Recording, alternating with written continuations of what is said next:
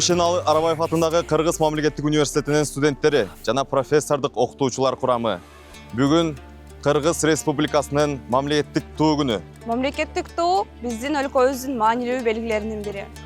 Ал биздин биримдигибизди, терең максаттарыбызды жана мекенге болгон сыймыгыбызды көрсөтүп турат. Бул майрам ар бир жаранды мекенди өнүктүрүүгө, мекенди сүйүүгө жана коомдогу жоопкерчиликти сезүүгө чакырат. Майрамыңыздар менен туубуз бийик, мекенибиз бекем болсун.